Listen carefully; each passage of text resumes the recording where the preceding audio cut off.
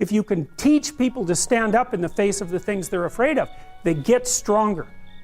And you don't know what the upper limits to that are, because you might ask yourself, like, if for 10 years, if you didn't avoid doing what you knew you needed to do, by your own definitions, right, within the value structure that you've created, to the degree that you've done that, what would you be like? Well, you know, there are remarkable people who come into the world from time to time, and there are people who do find out over decades-long periods what they could be like if they were who they were, if they spoke their being forward. And they get stronger and stronger and stronger, and we don't know the limits to that. We do not know the limits to that.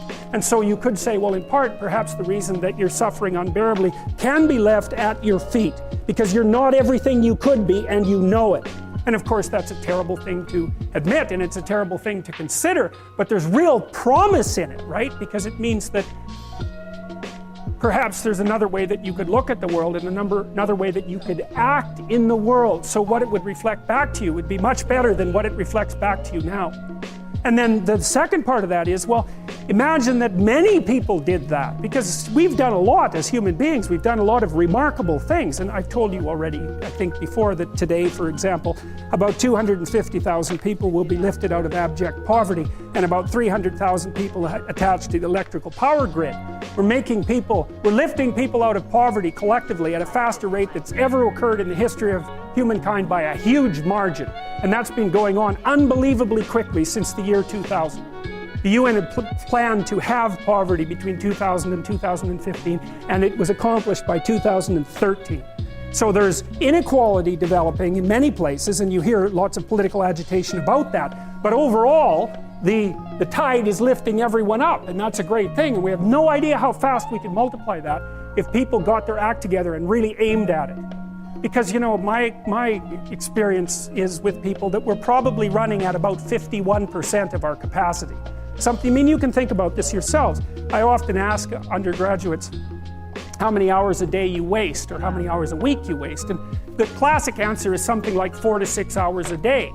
You know, inefficient studying, watching things on YouTube that not only do you not want to watch, that you don't even care about, that make you feel horrible about watching after you're done. That's probably 4 hours right there. You know, you think, well, that's 25 hours a week, it's 100 hours a month, that's 2.5 full work weeks, it's half a year of work weeks per year.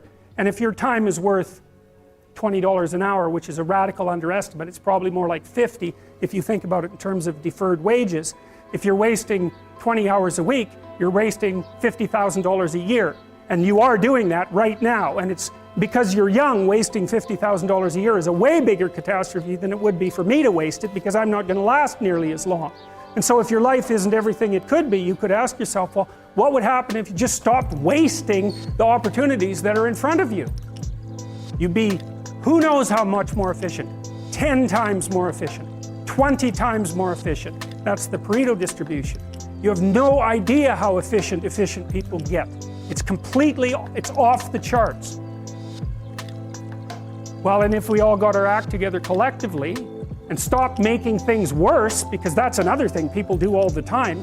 Not only do they not do what they should to make things better, they actively attempt to make things worse because they're spiteful or resentful or arrogant or deceitful or homicidal or genocidal, or all of those things all bundled together in an absolutely pathological package. If people stopped really, really trying just to make things worse, we have no idea how much better they would get just because of that. So there's this weird dynamic that's part of the existential system of ideas between human vulnerability, social judgment, both of which are major causes of suffering, and the failure of individuals to adopt the responsibility that they know they should adopt. And that's the thing that's interesting too, is that, and like another thing I've often asked my undergraduate classes is, you know, there's this idea that people have a conscience. And you know what the conscience is. It's this feeling or voice you have in your head just before you do something that you know is stupid, telling you that probably you shouldn't do that stupid thing. You don't have to listen to it, strangely enough.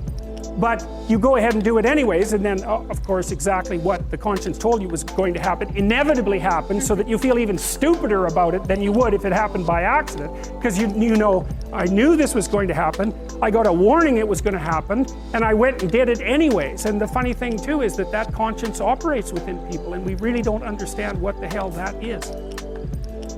So you might say, well, what would happen if you abided by your conscience for 5 years or for 10 years? What sort of position might you be in? What sort of family might you have?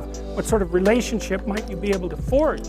And you can be bloody sure that a relationship that's forged on the basis of who you actually are is going to be a lot stronger and more welcome than one that's forged on the basis of who you aren't. Now, of course, that means that the person you're with has to deal with the full force of you in all your ability and your catastrophe, and that's a very, very difficult thing to negotiate. But if you do negotiate it, well, at least you have something, you have somewhere solid to stand, and you have somewhere to live, you have a real life, and it's a great basis upon which to bring children into the world, for example, because you can have an actual relationship with them instead of torturing them half to death, which is what happens in a tremendously large minority of cases. Well, it's more than that too, because, and this is what I'll close with, and this is why I wanted to introduce Solzhenitsyn's writings to you. You see, because it isn't merely that your fate depends on whether or not you get your act together and to what degree you decide that you're going to live out your own genuine being. It isn't only your fate, it's the fate of everyone that you're networked with. And so, you know, you think, well, there's 9 billion, 7 billion people in the world. We're going to peak at about 9 billion, by the way, and then it'll decline rapidly. But 7 billion people in the world, and who are you? You're just one little dust mote among that 7 billion. And so it really doesn't matter what you do or don't do, but that's simply not the case. It's the wrong model, because you're at the center of a network. You're a node in a network. Of course, that's even more true now that we have social media. You'll know 1,000 people, at least, over the course of your life. And they'll know 1,000 people each, and that puts you one person away from 1 million, and 2 persons away from 1 billion. And so that's how you're connected, and the things you do, they're like dropping a stone in a pond. The ripples move outward, and they affect things in ways that you can't fully comprehend, and it means that the things that you do and that you don't do are far more important than you think. And so if you act that way, of course, the terror of realizing that is that it actually starts to matter what you do. And you might say, well, that's better than living a meaningless existence. It's better for it to matter. But I mean, if you really asked yourself, would you be so sure if you had the choice? I can live with no responsibility whatsoever. The price I pay is that nothing matters. Or I can reverse it and everything matters. But I have to take the responsibility that's associated with that. It's not so obvious to me that people would take the meaningful path. Now, when you say, well, nihilists suffer dreadfully because there's no meaning in their life and they still suffer, yeah, but the advantage is they have no responsibility. So that's the payoff, and I actually think that's the motivation. Say, well, I can't help being nihilistic. All my belief systems have collapsed. It's like, yeah, maybe. Maybe you've just allowed them to collapse because it's a hell of a lot easier than acting them out. And the price you pay is some meaningless suffering, but you can always whine about that and people will feel sorry for you, and you have the option of taking the pathway of the martyr, so that's a pretty good deal, all things considered, especially when the alternative is to bear your burden properly and to live forthrightly in the world. Well, what Solzhenitsyn figured out, and so many people in the 20th century, it's not just him, even though he's the best example, is that if you live a pathological life, you pathologize your society. And if enough people do that, then it's hell. Really, really. And you can read the Gulag Archipelago if you have the fortitude to do that, and you'll see exactly what hell is like. And then you can decide if that's a place you'd like to visit, or even more importantly, if it's a place you'd like to visit and take all your family and friends. Because that's what happened in the 20th century. And I would think about this, because I'll tell you what it is that you need to do to be successful. Some of these things aren't so malleable, but others are things that you can work on. Well, IQ, well, that's a rough one, because there's no evidence, as far as I can tell, that you can do a damn thing about your IQ. I was just reading a paper by Dan Simon today. It's a relatively recent review. Dan Simon did the invisible gorilla stuff, and he was looking, because there's all these companies that claim that these online brain training exercises can produce cognitive improvements, and he reviewed the literature again. And I've reviewed that literature like 6 times in the last 15 years because I keep hoping that someone will crack the problem, but it's always the same answer. It's like you do brain training games, you get better at the game, a lot better at that game. You get slightly better at similar games, but distal games that are still heavily cognitively loaded doesn't affect your performance at all. Zero, none. So the issue of how to raise IQ, man, that's a killer. No one knows how to do it. I can tell you how to stop your IQ from decreasing as you get older. That's not so bad because it does that. Fluid IQ decreases from the time you're 20 and pretty rapidly. It's physical health is the best preventative. So exercise, physical exercise. Weirdly enough, you think, well, why? Well, your brain uses oxygen like mad, right? And it needs to be kept clean and well oxygenated. And physical exercise, both like weightlifting, so anaerobic and aerobic exercise both seem to be very, very effective at staving off cognitive declines across the lifespan. So that's a really useful thing to know because that's the only thing we know that does that. So then the next best predictor of lifetime success is conscientiousness. Well, so, and of the 2 aspects of conscientiousness, say orderliness and industriousness, the better predictor is industriousness. So the question is, well, what can you do about your industriousness? And the answer to that is, well, that's kind of rough too, because there's a strong genetic component. But you can work on micro habits with regards to your conscientiousness. And I think the best micro habits, this is partly to do with this future authoring program processes, I think the best thing you can do with regards to your conscientiousness is to set up some aims for yourself, goals that you actually value. And the future authoring program helps people do that. And basically it does a situational analysis it helps you do a situational analysis of your life more than a psychological analysis, I would say. And so the questions are something like, well, all right, you're going to have to put some effort into your life and you need to be motivated to do that. And so what are the potential sources of motivation? Well, you could think about them in the big 5 manner. If you're extroverted, you want friends. If you're agreeable, you want an intimate relationship. If you're disagreeable, you want to win competitions. If you're open, you want to engage in creative activity. If you're high neuroticism, you want security. Okay, so those are all sources of potential motivation that you could draw on, that you could tailor to your own, your own personality. But then there are dimensions that you want to consider your life across. And so we ask people about, well, if you could have your life the way you wanted it in 3 to 5 years, if you were taking care of yourself properly, what would you want from your friendships? What would you want from your intimate relationship? How would you like to structure your family? What do you want for your career? Well, how are you going to use your time outside of your job? And how are you going to regulate your mental and physical health, and maybe also your drug and alcohol use, because that's a good place to auger down, because alcoholism, for example, wipes out 5 to 10% of people. So you want to keep that under control. And then so maybe you develop a vision of what you would like your life to be, and that associates the goal. Once the goal is established, and then you break down the goal into micro processes that you can implement. The micro processes become rewarding in proportion in relation to their causal association with the goal, and that tangles in your incentive reward system. We talked about the dopaminergic incentive reward system, and that's the thing that keeps you moving forward. And the way it works is that it works better if it produces positive emotion when it can see you moving towards a valued goal. Okay, well, what's the implication of that? Better have a valued goal, because otherwise you can't get any positive motivation working out. And so the more valuable the goal, in principle, the more the micro processes associated with that goal start to take on a positive charge. And so what that means is, well, you get up in the morning and you're excited about the day, you're ready to go. And so as far as I can tell, what you do is you specify your long-term ideal.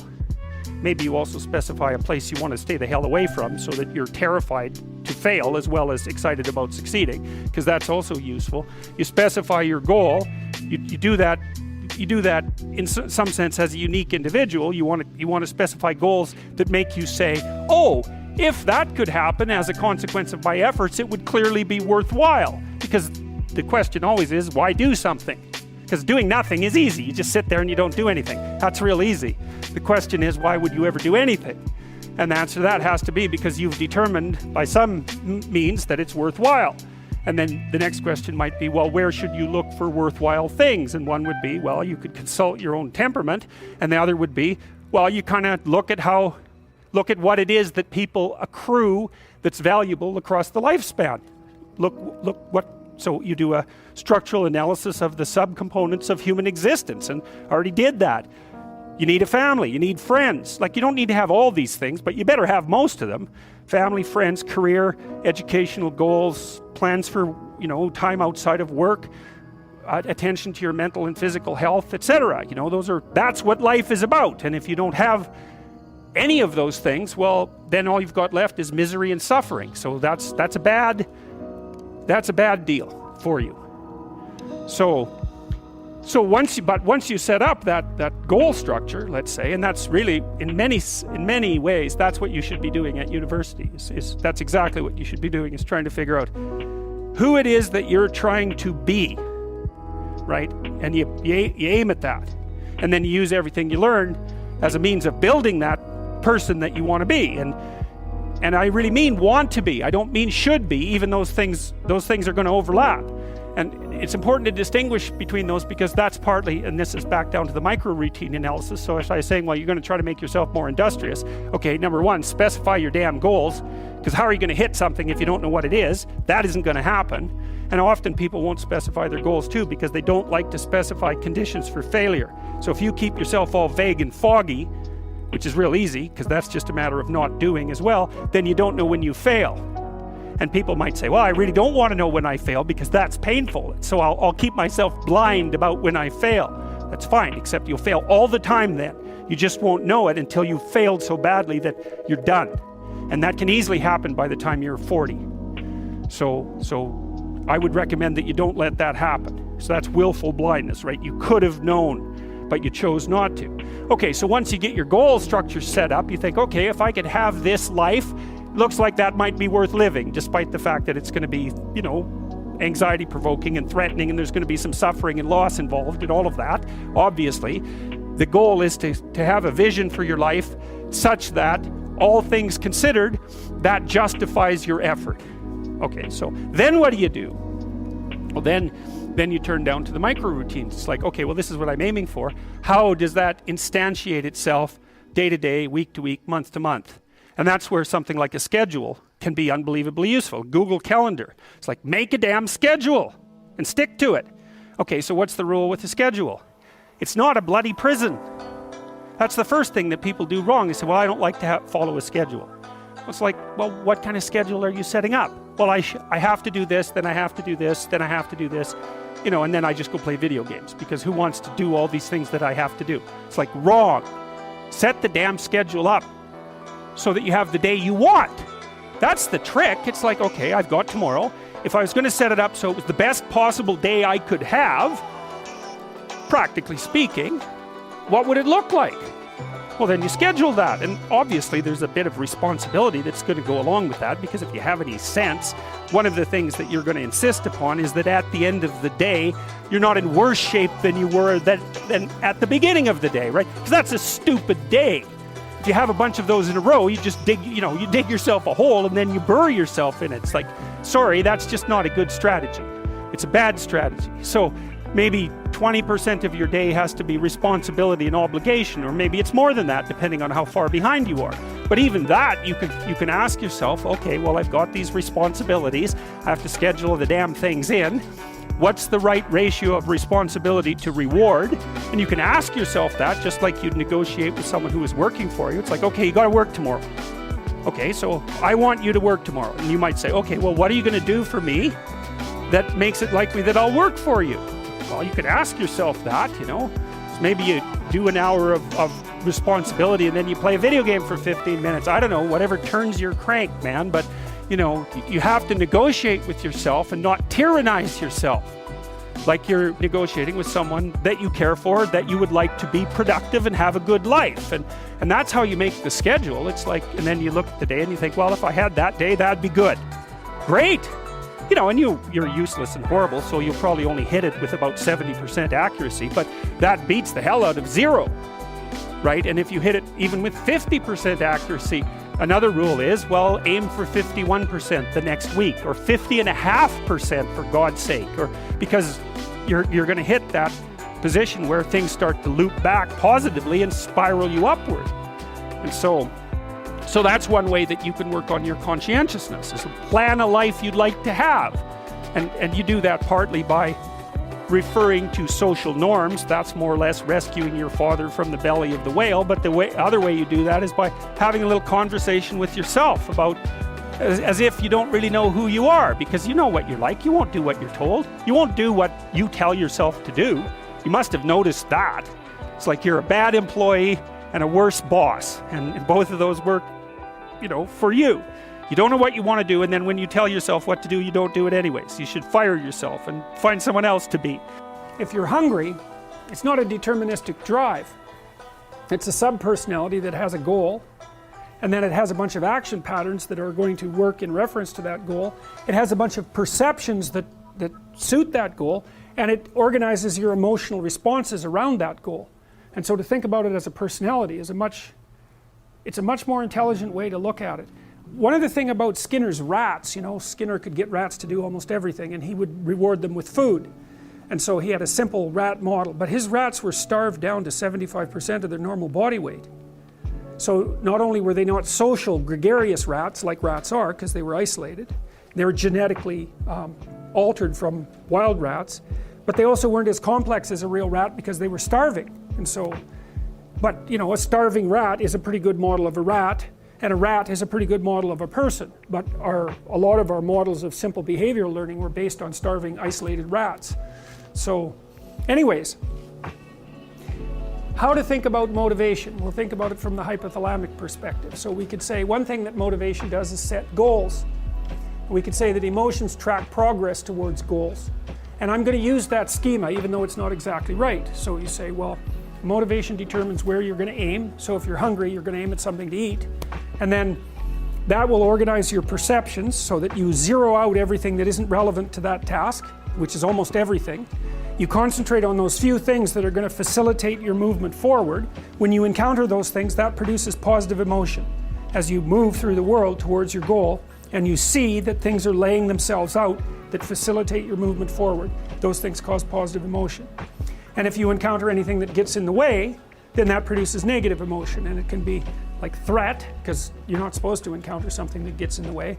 It can be anger, so that you move it away. It can be frustration, disappointment, grief. Those would, if you had a response that serious to an obstacle, it would probably punish the little motivated frame right out of existence.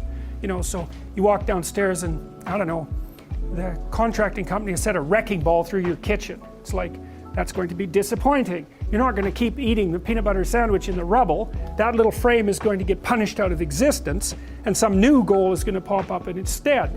And you know, one of the things we're going to try to sort out is how do you decide when you've encountered an obstacle that's so big that you should just quit and go do something else? Because that's not obvious. You know, and you can get into counterproductive persistence pretty easily. So we don't know how people solve that problem. It's a really complicated one. So anyways, we're going to work on that scenario. Your hypothalamus pops up micro goals that are directly relevant to biological survival. That produces a frame of reference. So it's not a goal, it's not a drive, and it's not a collection of behaviors. It's a little personality. And the personality has a viewpoint, it has thoughts that go along with it.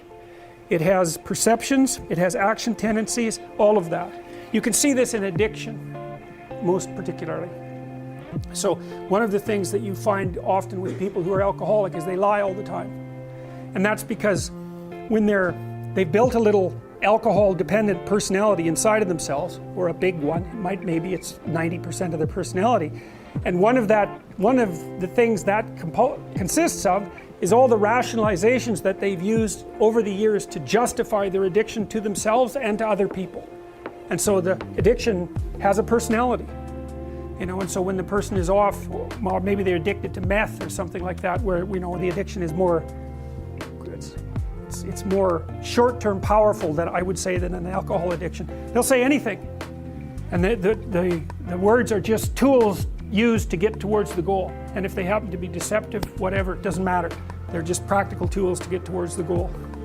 And then when you get towards the goal and you take a nice shot of meth or something like that, you reinforce all those rationales that you used to get the drug, and then the next time you're even a better deceiver and liar. So, okay, so we're going to say motivations, one way of thinking about it is they set goals, but it's not the right way of thinking about it. They produce a whole framework of interpretation. And so we're going to think about that framework of interpretation. And then emotions emerge inside of that. So that's it. So the world is framed, motivation set goals. You could say the world has to be framed. So motivation sets that frame. Goals, emotions, perceptions, and actions. And then actions track progress. So positive emotion says you're moving forward properly towards your goal. And if you encounter something you don't expect, you stop. That's anxiety. It's like, oh, we're not where we thought we were. And so we don't know what to do. So we should stop because we don't know where we are or what we're doing. Stop, frozen. And then the more powerful negative emotions like pain, they might make you get out of there. So emotions, forward, stop, reverse. That's your emotions within that motivated frame. So, and that's another example of how your mind is embedded in your body. Your emotions are like they're offshoots of action tendencies. That's the right way to think about it, because action is everything fundamentally. So what are some basic motivations? Most of these are regulated by the hypothalamus, by the way, and that tells you just how important a control system it is. The other thing that's useful to know about the hypothalamus is that it has projections going up from it that are like tree trunks, and inhibitory projections coming down that are like grapevines. So you can kind of control your hypothalamus as long as it's not on too much, but if it's on in any serious way, it's like it wins. So partly what you do to stop yourself from falling under the dominion of your hypothalamus is to never ever be anywhere where its action is necessary, right? You don't want to go into a biker bar because you might find yourself in a situation where panicked defensive aggression is immediately necessary. You probably don't want that. You don't want the panic, you don't want the terror, you don't want the frenzied fight, you don't want any of that. You don't want to have to run away in absolute panic. So you just don't go there. And a huge part of how we regulate our emotions is just by never going anywhere where we have to experience them. And so that has very little to do with internal inhibitory control and everything to do with staying where you belong.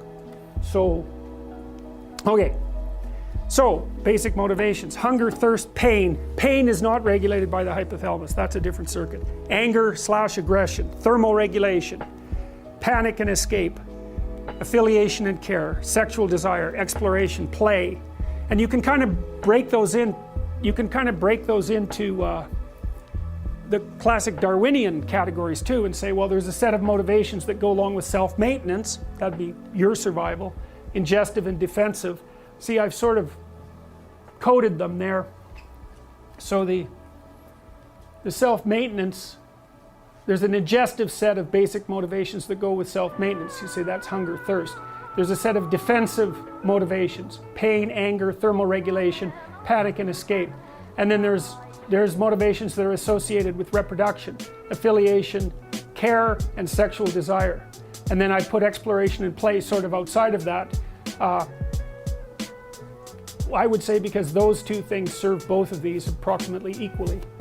Most people have problems in living, they don't have psychological problems. And so I've experienced, despite my love for the psychoanalysts, very frequently what I'm doing as a therapist is helping people have a life that would work. You know, and you can parameterize that. It's like, what do you need? How about some friends? That people kind of like that. How about an intimate relationship with someone that you can trust, that maybe has a future? That'd be good. How about a career that puts you in a dominance hierarchy somewhere, so at least you've got some possibility of rising, some possibility of stabilizing yourself, and a schedule and a routine, because no one can live without a routine. You just forget that. If you guys don't have a routine, I would recommend, like, you get one going, because you cannot be mentally healthy without a routine. You need to pick a time to get up. Whatever time you want, but pick one and stick to it, because otherwise you dysregulate your circadian rhythms and they regulate your mood. And eat something in the morning. I've had lots of clients who've had anxiety disorders. I had one client who was literally starving. Very smart girl. there's very little that she liked. She kind of tried to subsist on like half a cup of rice a day. She came to me and said, I have no energy. I come home, all I want to do is watch the same movie over and over. What, like, is that weird? And I thought, well, it depends on how hard you work. You know, it's a little weird, but whatever. It's familiar, and you're looking for comfort. So I did an analysis of her diet. It's like 3/4 of a cup of rice. It's like, you're starving. Eat something. You know,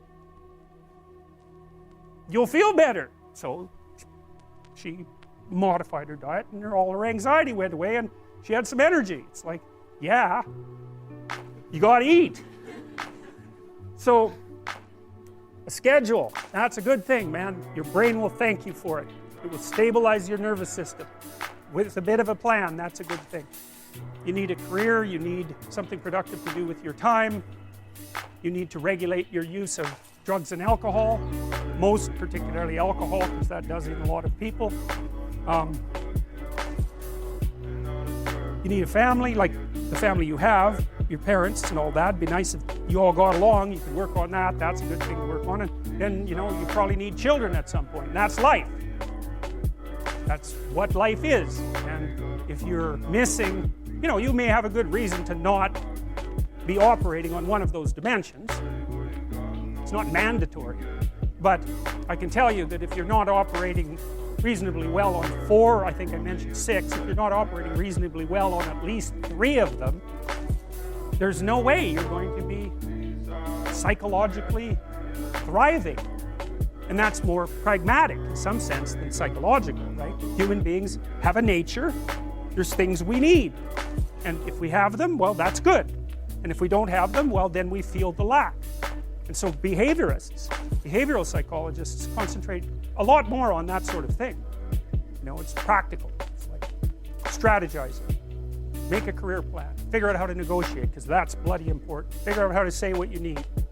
Figure out how to tell the truth to people. Figure out how to listen to your partner in particular, because if you listen to them, they will actually tell you what they want, and sometimes you can give it to them and maybe they'll return the favor. And if you practice that for like 15 years, well, then maybe you're constantly giving each other what you want. Well, hooray, that would be good. And then there's 2 of you under most circumstances, and it's better to have 2 brains than 1, because people think differently because of their temperament mostly. And so the negotiation is where the wisdom arises, and it's part of the transformation, the psychological transformation that's attendant on an intimate relationship, and one of the fundamental purposes of a long-term intimate relationship.